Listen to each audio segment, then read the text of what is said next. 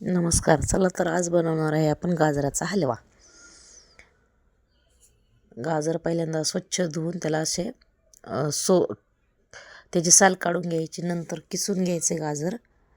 नंतर त्याच्यामध्ये तूप दूध टाकून त्याला शिजवून घ्यायचा गाजराला दुधामध्येच. त्याला तुपात आधी परतला मी, नंतर त्याच्यात साखर टाकली, थोडी साखर टाकून त्याला दुधामध्ये शिजवायचा. नंतर त्याच्यात काजू बदाम विलायची कुटून टाकली मी. माझ्या मुलीला कापून आवडत नाही म्हणून मी बारीक करून कुटूनच टाकलेले आहे काजू बदाम. हे सर्व टाकून त्याच्यामध्ये थोडं शिजवायचं. त्याला कमी पडल्यास वरून थोडं दूध पण टाकायचं. हे बघा, झाला आपला गाजराचा हलवा.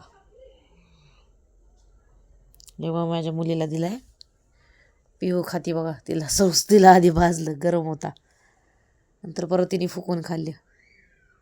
तिला तर गाजराचा हलवा खूप आवडला. तुम्हाला कशी वाटली रेसिपी नक्की लाईक आणि सबस्क्राईब करा. बाय, धन्यवाद.